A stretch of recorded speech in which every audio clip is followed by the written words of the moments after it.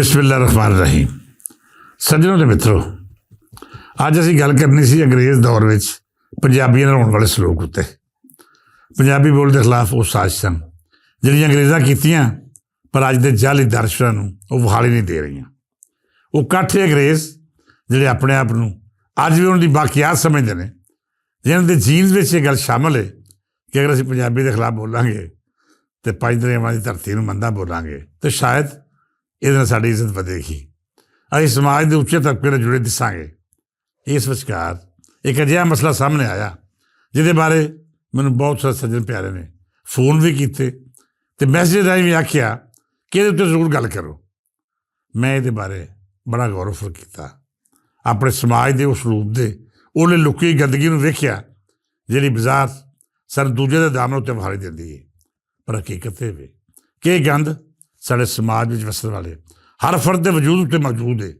ਇਹਦੀ ਬਦਬੂ ਸਾਡੇ ਜੁੱਸੇ ਵਿੱਚੋਂ ਆਉਂਦੀ ਹੈ, ਪਰ ਅਸੀਂ ਇਸ ਗਲਤਫਹਿਮੀ ਦਾ ਸ਼ਿਕਾਰ ਹਾਂ ਕਿ ਸ਼ਾਇਦ ਇਹ ਕਿਸੇ ਹੋਰ ਦੇ ਵਜੂਦ 'ਚੋਂ ਆ ਰਹੀ ਹੈ। ਗੁਨਾਹਗਾਰ ਅਸੀਂ ਵੀ ਬਰਾਬਰ ਦੇ ਹਾਂ, ਪਰ ਗੰਦਾ ਸਾਨੂੰ ਦੂਜਾ ਵਿਖਾਈ ਦਿੰਦਾ ਹੈ। ਬਦਕਾਰੀ ਅਸੀਂ ਵੀ ਕੀਤੀ ਹੈ, ਪਰ ਸਾਨੂੰ ਕਿਸੇ ਹੋਰ ਦੀ ਸੰਸਾਰੀ ਉੱਤੇ ਇੱਕ ਅਜੀਬ ਜਿਹੀ ਖੁਸ਼ੀ ਮਹਿਸੂਸ ਹੁੰਦੀ ਹੈ। ਅਤੇ ਸੱਜਣ ਪਿਆਰਿਓ, ਪਿਛਲੇ ਦਿਨੀ ਕਿਸੇ ਜ਼ਨਾਨੀ ਦੀ ਇੱਕ ਨੌਜਵਾਨ ਮੁੰਡੇ ਨਾਲ ਵੀਡੀਓ ਵਾਇਰਲ ਹੋਈ। ਇਸ ਵੀਡੀਓ ਨੂੰ ਸੋਸ਼ਲ ਮੀਡੀਆ ਉੱਤੇ ਬਹੁਤ ਡਿਸਕਸ ਕੀਤਾ ਗਿਆ, ਮਜ਼ਾਹੀਆ ਤਬਸਰੇ ਕੀਤੇ ਗਏ, ਮਜ਼ਾਕ ਉਡਾਇਆ ਗਿਆ ਅਤੇ ਹਰ ਸ਼ਖਸ ਨੇ ਆਪਣੇ ਆਪਣੇ ਮਜ਼ਾਜ ਦੇ ਮੁਤਾਬਕ ਇਸ ਵੀਡੀਓ ਨੂੰ ਤਫਰੀਹ ਦਾ ਜ਼ਰੀਆ ਬਣਾਇਆ। ਸਾਡੇ ਸਮਾਜ ਦੀ ਗੰਦਗੀ ਅਤੇ ਇਹਦਾ ਮਕਰੂਹ ਚਿਹਰਾ ਇੰਨਾ ਕਬੀਹ ਹੈ ਕਿ ਮੈਨੂੰ ਵੀ ਕਈ ਲੋਕਾਂ ਨੇ ਇਹ ਵੀਡੀਓ ਭੇਜੀ ਅਤੇ ਨਾਲ ਅਜਿਹਾ ਤਬਸਰੇ ਵੀ ਜਿਵੇਂ ਇਹ ਕਿਸੇ ਦੀ ਜ਼ਿੰਦਗੀ ਦੀ ਬਰਬਾਦੀ ਦਾ ਅਫਸਾਨਾ ਨਾ ਹੋਵੇ, ਬਲਕਿ ਕੋਈ ਅਜਿਹੀ ਮਜ਼ਾਹੀਆ ਗੱਲ ਹੋਵੇ ਜਿਹਦੇ ਉੱਤੇ ਹੱਸਣਾ ਅਤੇ ਇਹਦਾ ਠੱਠਾ ਉਡਾਉਣਾ ਲਾਜ਼ਮੀ ਹੋ ਗਿਆ ਹੋਵੇ। ਅਜਿਹੀਆਂ ਦਰਜਨਾਂ ਵੀਡੀਓ ਲੀਕ ਹੁੰਦੀਆਂ ਨੇ। ਲੋਕ ਆਪਣੀ ਪ੍ਰਾਈਵੇਟ ਜ਼ਿੰਦਗੀ ਦੇ ਉਹ ਲਮਹਾਤ ਜਿਹੜੇ ਕਿਸੇ ਵੀ ਦੂਜੇ ਨਾਲ ਡਿਸਕਸ ਕਰਨੇ ਗੈਰ ਅਖਲਾਕੀ ਸਮਝ ਜਾਂਦੇ ਨੇ, ਉਹਦੀਆਂ ਵੀਡੀਓ ਬਣਾਉਂਦੇ ਨੇ। ਫਿਰ ਜਦ ਇਹ ਵੀਡੀਓ ਲੀਕ ਹੋ ਜਾਂਦੀਆਂ ਨੇ ਅਤੇ ਪੂਰੇ ਦਾ ਪੂਰਾ ਖਾਨਦਾਨ ਉਸ ਚੁਰਾਹੇ ਵਿੱਚ ਆਣ ਖਲੋਂਦਾ ਹੈ ਜਿੱਥੇ ਸਾਰਾ ਸਮਾਜ ਉਹਨਾਂ ਦੇ ਵਜੂਦ ਅਤੇ ਇੱਜ਼ਤ ਦੇ ਕੱਪੜੇ ਨੋਚ ਕੇ ਖੋਹ ਲੈਂਦਾ ਹੈ। ਇੱਕ ਵੀਡੀਓ ਲੀਕ ਹੋਣ ਦਾ ਮਤਲਬ ਕਿਸੇ ਇੱਕ ਜ਼ਨਾਨੀ ਜਾਂ ਨੌਜਵਾਨ ਦੀ ਜ਼ਿੰਦਗੀ ਬਰਬਾਦ ਹੋਣਾ ਨਹੀਂ, ਬਲਕਿ ਉਸ ਦੇ ਨਾਲ ਜੁੜੇ ਹੋਏ ਹਰ ਫਰਦ ਦੀ ਰਸਵਾਈ ਹੈ ਜਿਹਦਾ ਕਿਸੇ ਨਾ ਕਿਸੇ ਤਰ੍ਹਾਂ ਕੋਈ ਵਾਸਤਾ ਜਾਂ ਤਾਲੁਕ ਉਸ ਜੋੜੇ ਖਾਸ ਤੌਰ 'ਤੇ ਜ਼ਨਾਨੀ ਨਾਲ ਹੋਵੇ। ਅਜਿਹੀਆਂ ਵੀਡੀਓ ਬਣਾਉਣ ਵਾਲੇ ਸ਼ਾਇਦ ਨਹੀਂ ਜਾਣਦੇ ਕਿ ਇਹਦਾ ਨਤੀਜਾ ਕੀ ਹੋ ਸਕਦਾ ਹੈ। ਕਿਉਂ ਜੇ ਨਤੀਜੇ ਦੀ ਖਬਰ ਹੋਵੇ ਅਤੇ ਕੋਈ ਅਜਿਹੀ ਹਰਕਤ ਹੀ ਕਿਉਂ ਕਰੇ। ਮੈਂ ਜਿਸ ਵੀਡੀਓ ਦੀ ਗੱਲ ਕਰ ਰਿਹਾ ਹਾਂ, ਇਹਦੇ ਵਿੱਚ ਇੱਕ ਉਧੇੜ ਉਮਰ ਦੀ ਜ਼ਨਾਨੀ ਇੱਕ ਨੌਜਵਾਨ ਨੂੰ ਆਪਣੀ ਮੁਹੱਬਤ ਦਾ ਯਕੀਨ ਦਵਾਉਂਦਿਆਂ ਆਖਦੀ ਹੈ ਕਿ ਨਾ ਤਾਂ ਮੇਰੇ ਭਰਾ ਸਕੇ, ਨਾ ਮੇਰਾ ਖਾਮਦ ਇਸ ਕਾਬਲ ਕਿ ਮੈਂ ਉਹਦੇ ਨਾਲ ਆਪਣੀ ਪੂਰੀ ਹਯਾਤੀ ਗੁਜ਼ਾਰ ਸਕਾਂ। ਬਜ਼ਾਹਰ ਉਹ ਜ਼ਨਾਨੀ ਨਸ਼ੇ 'ਚ ਵਿਖਾਈ ਦੇ ਰਹੀ ਹੈ, ਬੇਕਾਬੂ ਜਜ਼ਬਾਤ ਵਿੱਚ ਉਹ ਕੀ ਬਕ ਰਹੀ ਹੈ, ਇਸ ਗੱਲ ਦਾ ਉਹਨੂੰ ਵੀ ਨਹੀਂ ਪਤਾ। ਉਹ ਨੌਜਵਾਨ ਜਿਹੜਾ ਇਸ ਬੇਹਯਾਈ ਦੇ ਰਾਹ ਉੱਤੇ ਟੁੱਟਦਾ ਟੁੱਟਦਾ ਉਸ ਮੰਜ਼ਿਲ ਦਾ ਮੁਸਾਫਰ ਹੋ ਗਿਆ ਜਿੱਥੇ ਗਿਆ ਕਦੀ ਇੱਜ਼ਤ ਵਾਲੇ ਘਰ ਵਾਪਸ ਨਹੀਂ ਪਰਤਦੇ।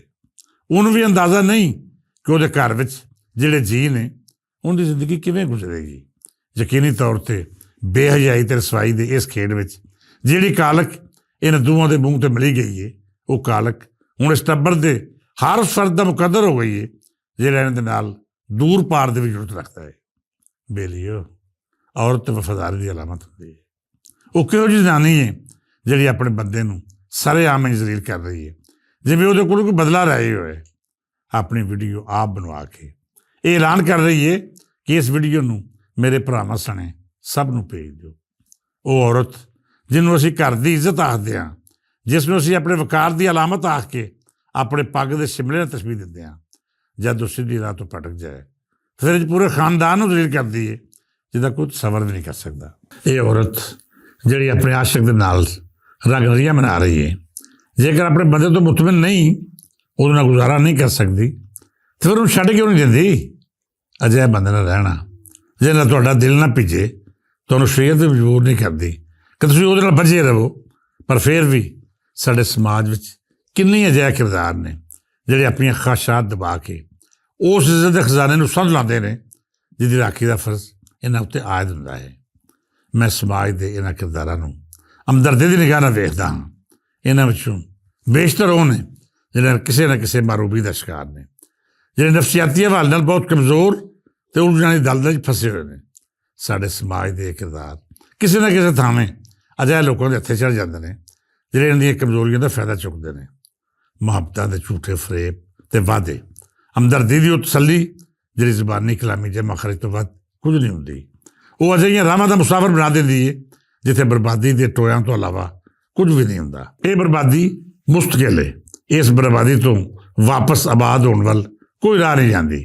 ਤੁਸੀਂ ਇੱਕ ਵਾਰੀ ਇਸ ਰਾਹ ਪੈ ਗਏ ਫਿਰ ਕਦੀ ਵਾਪਸ ਨਹੀਂ ਆ ਸਕਦੇ।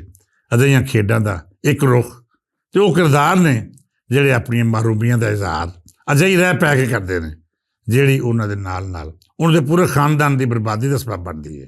ਤੇ ਦੂਜਾ ਰੁੱਖ ਮੈਂ ਤੇ ਤੁਸੀਂ ਹਾਂ ਜਿਹੜੇ ਇਹਨਾਂ ਵੀਡੀਓਜ਼ ਨੂੰ ਵੇਖ ਕੇ ਸਿਰਫ ਉਸ ਨੂੰ ਲੁਤਫ ਲੈਂਦੇ ਹਾਂ। ਸਾਡੇ ਲਈ ਵੀਡੀਓਜ਼ ਸਿਰਫ ਔਰ ਸਿਰਫ ਤਫਰੀਹ ਨੇ। ਮਤਲਬ ਕਿ ਇਹ ਵੀਡੀਓਜ਼ ਜਿਨ੍ਹਾਂ ਦੇ ਵਿੱਚ ਵਕਤੀ ਤਸਕੀਨ ਦੇ ਨਾਲ ਨਾਲ ਉਮਰ ਭਰ ਦੀ ਬਰਬਾਦੀ ਲਿਖੀ ਹੋਈ ਹੈ, ਉਹ ਸਾਡੇ ਲਈ ਇੱਕ ਤਫਰੀਹ ਹੈ। ਕਿਸੇ ਦੀ ਜ਼ਿੰਦਗੀ ਉਜੜ ਰਹੀ ਹੈ ਅਤੇ ਅਸੀਂ ਉਹਦਾ ਮਜ਼ਾ ਲੈ ਰਹੇ ਹਾਂ। ਕੋਈ ਅਜਿਹੀ ਗਲਤੀ ਕਰ ਰਿਹਾ ਹੈ ਜਿਹੜੀ ਗਲਤੀ ਸਾਡੇ ਟੱਬਰ ਵਿੱਚੋਂ ਕਿਸੇ ਜ਼ਨਾਨੀ ਜਾਂ ਫਰਦ ਦੀ ਵੀ ਹੋ ਸਕਦੀ ਹੈ। ਕੋਈ ਪੂਰੇ ਦਾ ਪੂਰਾ ਖਾਨਦਾਨ ਉਜੜ ਰਿਹਾ ਹੈ ਅਤੇ ਅਸੀਂ ਉਹਦੇ ਉੱਤੇ ਲਤੀਫੇ ਕਰ ਕੇ ਯਾਰਾਂ ਬੇਲੀਆਂ ਵਿੱਚ ਠੱਠਾ ਉਡਾ ਰਹੇ ਹਾਂ। ਸੋਸ਼ਲ ਮੀਡੀਆ ਤੋਂ ਲੈ ਕੇ ਬੈਠਕਾਂ ਤੀਕਰ ਇਹੋ ਗੱਲ ਕਰ ਰਹੇ ਹਾਂ ਕਿ ਤੁਸੀਂ ਉਹ ਵੀਡੀਓ ਵੇਖੀ ਹੈ। ਉਹਦੇ ਇੱਕ ਇੱਕ ਲਮੇ ਜ਼ੇਰੇ ਬਾਸ ਲਿਆ ਕੇ ਆਪਣੇ ਅੰਦਰ ਦੀ ਉਸ ਗੰਦਗੀ ਨੂੰ ਤਸਕੀਨ ਦੇ ਰਹੇ ਹਾਂ ਜਿਹੜੀ ਸ਼ਾਇਦ ਸਾਡੇ ਸਮਾਜ ਲਈ ਸਭ ਤੋਂ ਵੱਡਾ ਜ਼ਹਿਰ ਹੋ ਸਕਦੀ ਹੈ। ਕੀ ਤੁਸੀਂ ਅਜਿਹੀਆਂ ਵੀਡੀਓਜ਼ ਵੇਖਦੇ ਆ ਕਦੀ ਇਹ ਸੋਚਿਆ ਕਿ ਇਹ ਜ਼ਨਾਨੀ ਜਿਹੜੀ ਆਪਣੇ ਕਿਸੇ ਯਾਰ ਦੇ ਨਾਲ ਵਕਤ ਗੁਜ਼ਾਰ ਰਹੀ ਹੈ ਕੋਈ ਉਹਦਾ ਭਰਾ ਵੀ ਹੋਏਗਾ, ਪਿਓ, ਮਾਂ ਤੇ ਦੂਜੇ ਘਰ ਦੇ ਜੀਅ ਵੀ ਹੋਣਗੇ, ਸ਼ੌਹਰ ਵੀ ਹੋਏਗਾ ਤੇ ਹੋ ਸਕਦਾ ਹੈ ਬਾਲ ਬੱਚੇ ਵੀ ਹੋਣ। ਗੁਨਾਹ ਤੇ ਜ਼ਨਾਨੀ ਕਰ ਰਹੀ ਹੈ ਕਿ ਇਸ ਮਗਰੋਂ ਉਹ ਸਾਰੇ ਲੋਕ ਜਿਹੜੇ ਜ਼ਨਾਨੀ ਨਾਲ ਜੁੜੇ ਹੋਏ ਨੇ ਉਹ ਸਮਾਜ ਵਿੱਚ ਨਾਰਮਲ ਜ਼ਿੰਦਗੀ ਗੁਜ਼ਾਰ ਸਕਦੇ ਨੇ। ਉਹਨਾਂ ਦਾ ਕੀ ਕਸੂਰ? ਉਹਨਾਂ ਕਿਹੜਾ ਗੁਨਾਹ ਕੀਤਾ ਜਿਹਦੀ ਸਜ਼ਾ ਉਹਨਾਂ ਨੂੰ ਸਾਰੀ ਆਜ਼ਾਦੀ ਮਿਲਦੀ ਰਹੇਗੀ?